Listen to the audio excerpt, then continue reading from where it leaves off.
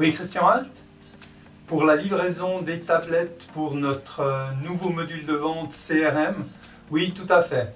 Ah, c'était prévu fin septembre et puis là, ça va être reporté d'une semaine. Un instant, je vous dis tout de suite.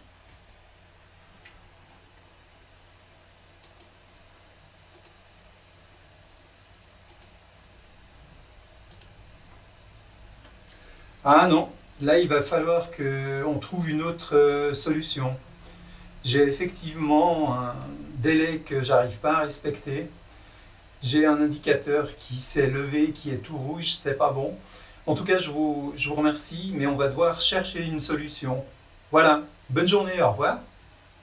Comme on vient de le voir dans Microsoft Project, il y a une fonction qui est très intéressante, qui permet de gérer les délais. Il s'agit du deadline. Donc, en définissant des deadlines, c'est-à-dire des délais, lorsque dans le projet on a une tâche qui dépasse le délai qui lui est octroyé, on a effectivement une signalisation rouge, comme on vient de le voir, qui apparaît dans la colonne Information. C'est Christian de Vision 6D et c'est ce qu'on va regarder ensemble. Comment est-ce qu'on construit ça avec Microsoft Project? Je remercie David Herman qui sur LinkedIn a attiré mon attention sur cette utilisation de cette fonction des délais. Il m'a écrit qu'il utilise cette fonction notamment sur les tâches où il y a des pénalités de retard. De cette manière, il peut voir, lorsqu'il y a un délai dans le projet, tous les endroits où des pénalités vont apparaître. C'est une fonction qui est intéressante et puis qui est très simple à mettre en œuvre. J'ai pris ici un extrait de projet. Dans le cadre du projet CRM, on a introduit un nouveau module de vente et puis on a de prévu une exposition dans laquelle tout le groupe de vente va participer.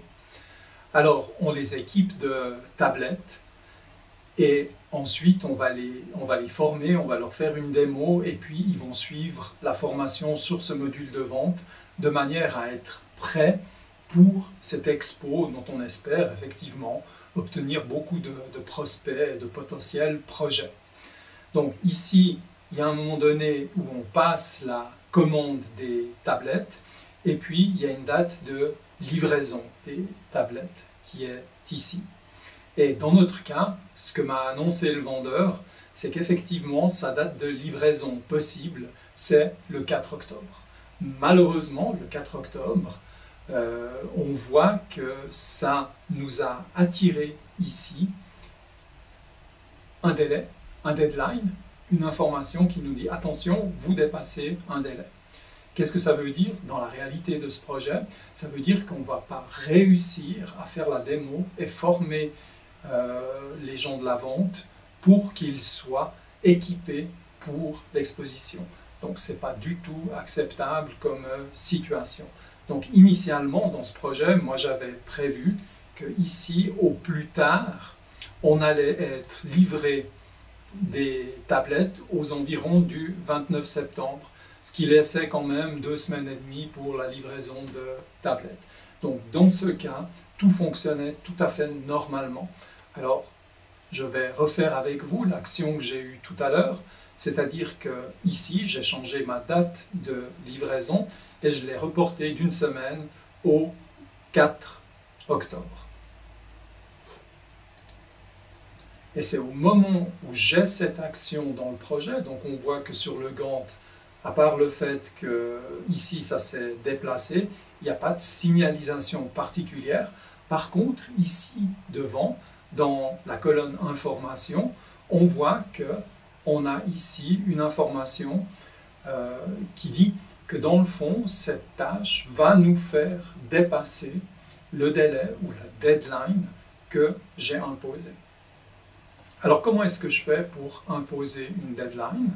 Et puis juste vous redire quand même que cette manière, ça permet de faire ressortir, quand on a beaucoup de tâches dans un projet, de faire ressortir les endroits où il va y avoir des délais dépassés et puis les conséquences éventuelles.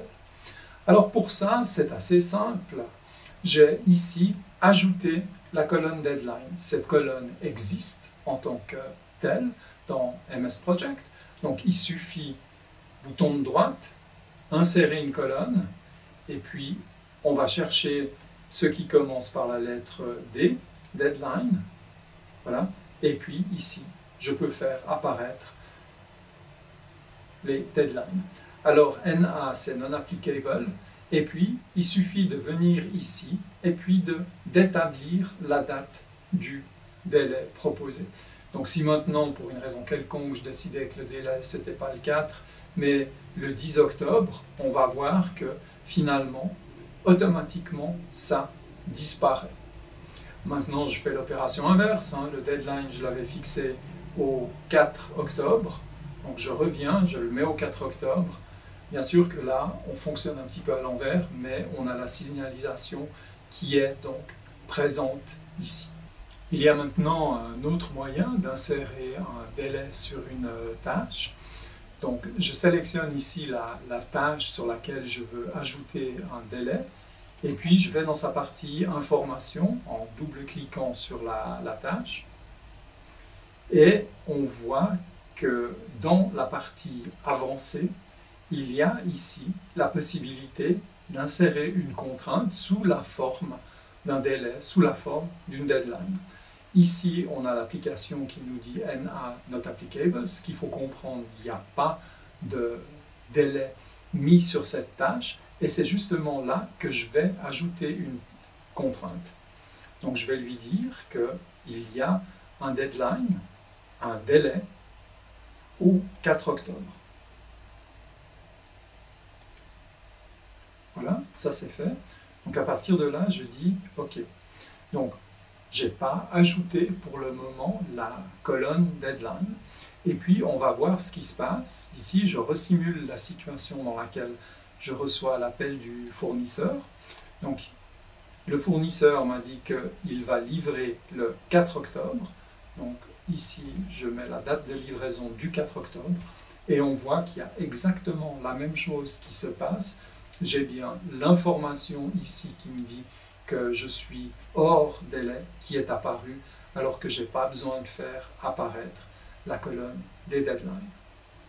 Il ne me reste plus que maintenant à reprendre mon téléphone, trouver un autre fournisseur et à vous dire que c'est toujours un plaisir d'échanger avec vous, de vous retrouver pour une autre vidéo. Si vous n'êtes pas inscrit, faites-le, mettez des likes et allez, à tout bientôt. Ciao, ciao!